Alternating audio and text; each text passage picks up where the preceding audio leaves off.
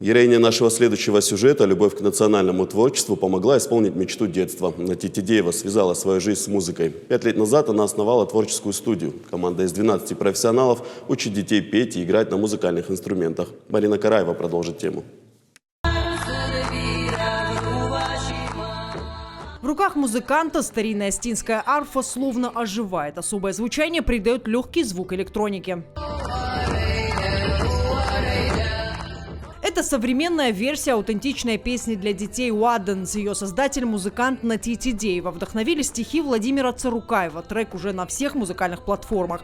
Текст песни простой, и дети легко его запоминают. Прививать любовь к родному языку и есть ее призвание. Была давняя мечта, потому что я понимала, что именно детских песен мало, а именно в свежей обработке, да, там, в новой студийной записи, их в целом мало. И я понимала, что нужно что-то создавать. Любовь к национальному творчеству у Нати с самого детства. Мама и бабушка часто пели колыбельные песни на астинском языке. Колебаний в выборе будущей профессии не было. Знала, свою жизнь свяжет только с музыкой. В детстве я садилась за стол, включала магнитофон, естественно, там что-то как будто бы, воображала, что я на сцене. И, естественно, родители пару раз меня увидели в таком образе и решили отдать в музыкальную школу. И с детства, да, занимаюсь музыкой. 5 лет назад Нати основала творческую студию «Ваканс». Здесь ребят учат не только петь, но и играть на музыкальных инструментах. В команде 12 профессионалов – гитаристы, пианисты, барабанщики, но особая атмосфера царит именно здесь.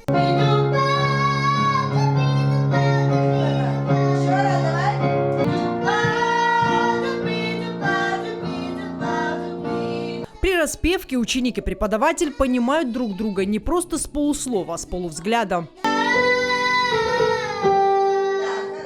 Разминка голоса – важный этап. Это как занятие в тренажерном зале. Без разогрева хороших результатов не жди. Вот и в пении также. Такая предварительная работа позволяет петь чисто и попадать в ноты.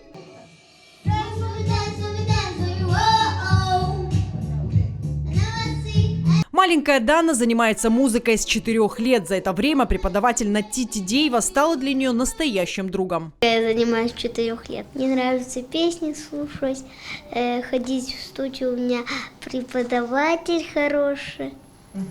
А почему любишь преподавателя? Ты с ней дружишь? Да. Сейчас вокалу у нее учатся 15 ребят, и каждому индивидуальный подход. Быть с ними на одной волне, знать их вкус, да, то, что они слушают. Мне приходится слушать песни, к примеру, Мия Бойко или Милана Гогунская. И они приходят и говорят там, Нати, хочу спеть эту песню.